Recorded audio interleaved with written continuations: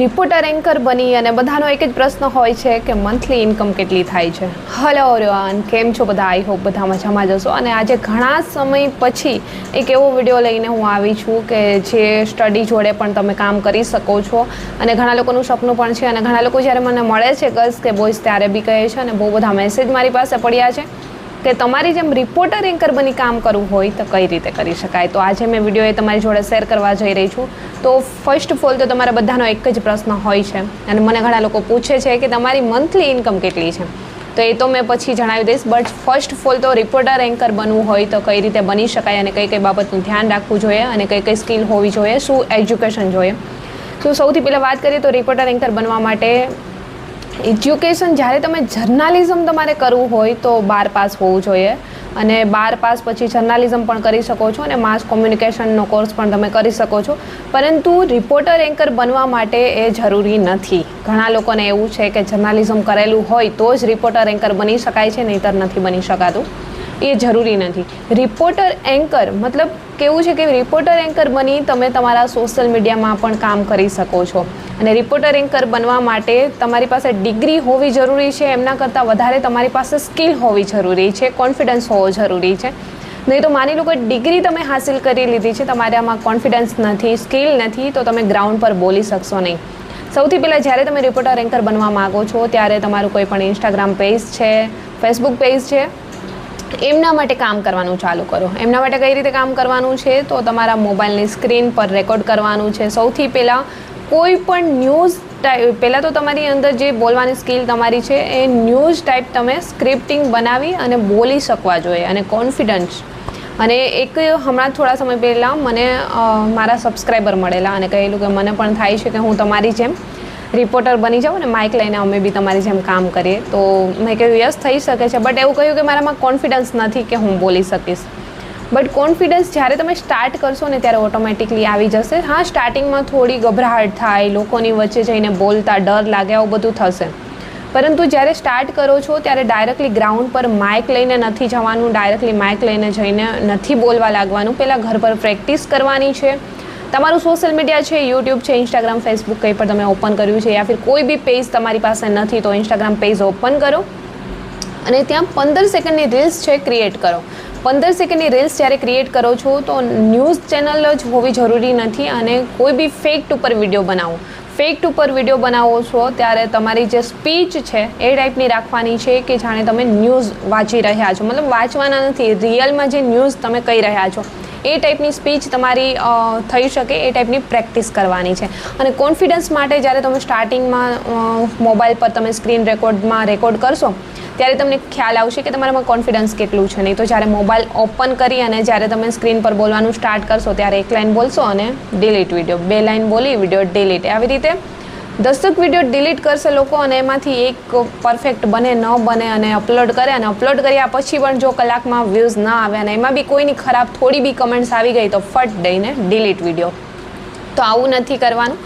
First video ગમે એવો બને છે અપલોડ કરો, સેકન્ડ વિડીયો એમનાથી જેવો બી બને છે અપલોડ કરો, થર્ડ છે એમાંથી થોડું ઇમ્પ્રૂવ થશે, થોડી સ્પીડ સારી થશે અને ફર્સ્ટ તમને એમ થશે કે સ્ક્રીન ચાલુ કરી મોબાઈલની હું બોલી નથી શકતું, બોલી નથી શકતી, કેમેરા સામે નથી બોલી શકતી, તો શું કરવું જોઈએ? ત્યારે તમારે મિરરની સામે ઊભું રહેવાનું છે, અરીસા સામે ઊભા રહીને અરીસા સામે તમારે બોલવાનું છે. ફેક્ટ બેઝ વિડીયો બનાવવાના છે, ડાયરેક્ટ ન્યૂઝ ટાઈપ નથી બનાવવાના. ફેક્ટ બેઝ બનાવો સૌથી પહેલાં અને ત્યાર પછી જ્યારે ફેક્ટ બેઝ છે એ થોડી સ્પીચ આપણી રિપોર્ટર ટાઈપ રાખવાની છે કે ન્યૂઝ ચેનલ ટાઈપ, અને ન્યૂઝ ખાલી વાંચીએ જતા હોય એવી સ્પીચ બી ન હોવી જોઈએ. તો આ રીતે સ્ટાર્ટઅપ કરો, પ્રેક્ટિસ કરો મિરરમાં અને ખાસ કરીને હું તો કહું છું મિરરમાં બી ન કરો, ડાયરેક્ટલી ફોન ચાલુ કરો, કેમેરા ઓપન કરી એમની સામે ફેક્ટ બેઝ વિડીયો બનાવો. આ બહુ જ વધારે તમને કોન્ફિડન્સ આવશે. અને જો એમાંથી 100+ વ્યૂઝ ગયા તો તમને ઓ મારા તો 100 વ્યૂઝ આવી ગયા, 1000 આવશે તો વધારે કોન્ફિડન્સ આવશે. આ રીતે તમારા વ્યૂઝ બી વધવા લાગશે. અને ખાસ કરીને એક તમારામાં પ્રશ્ન થતો હશે કે રિપોર્ટર એન્કર બનીને જોબ ક્યાં મળે? તો સૌથી પહેલાં ન્યૂઝ ચેનલમાં યુટ્યુબ ચેનલ હોય ન્યૂઝની તો એમાં બી મળી શકે છે, ઇન્સ્ટાગ્રામ પેજમાં રીલ ક્રિએટ કરવા માટે પણ મળે છે, અને તમે તમારું ખુદનું પણ કરી શકો છો. અત્યારે હું મારું પોતાનું જ કરું છું. હા, ફ્રીલેન્સિંગ તરીકે બહુ બધા સાથે મેં કામ કર્યું છે, જેમ કે TV7 છે, રાજકોટ નેક્સ્ટ રાજકોટ છે, આવા પેજ ઘણા બધા હોય છે, અને રાજકોટના બહુ બધા પેજ પરથી મને ઓફર પણ મળેલી છે. બટ એ લોકોની ટર્મ્સ હોય છે કે તમે અમારી સાથે કામ કરો તો તમારા પેજ ઉપર તમે અપલોડ ન કરી શકો. એટલા માટે મેં કોઈ જોડે કામ નથી કરતી, અને જેમની જોડે કરું છું એ ફ્રીલેન્સિંગ તરીકે કે ક્યારેક એ લોકોને જરૂર હોય તો મેં શૂટ કરીને આપી દેતી હોઉં છું આ રીતે. તો આ રીતે તમે પણ કરી શકો છો. અને એક પ્રશ્ન તમારો સૌથી વધારે હોય છે કે તમારી ઇન્કમ કેટલી છે અને એમાં કેટલું કમાઈ શકાય છે. રિપોર્ટર એન્કર બની એમાં કોઈ જ લિમિટ નથી કે તમે આટલું કમાઈ શકશો.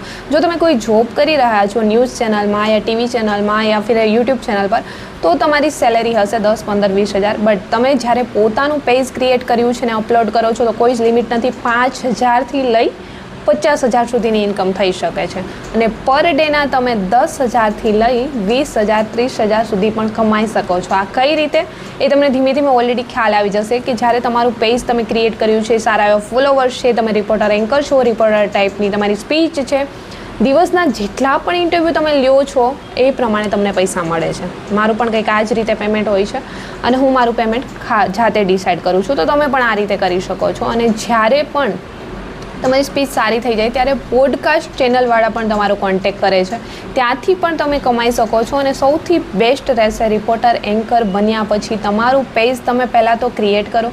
જેવી બી સ્પીચ છે, જે બી તમે ફેક્ટ બનાવી રહ્યા છો, વિડીયો અપલોડ કરો.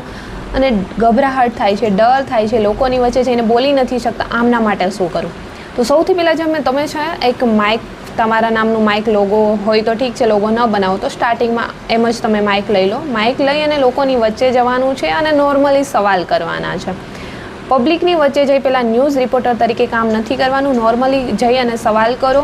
એક કેમેરામેન વિડીયો શૂટ કરશે, અને આ તમે જ્યારે શૂટ કરવા જાઓ છો ત્યારે પબ્લિક વચ્ચે તમે કેટલું સરળ રીતે બોલી શકો છો, કેટલો કોન્ફિડન્સ છે. અને આ રીતે પહેલી વાર ગભરાહટ થશે, અંદરથી બોલવા કંઈક જતા હોય કંઈક નીકળી જશે, આવું થશે, કોમન છે, આ બધાને થતું હોય.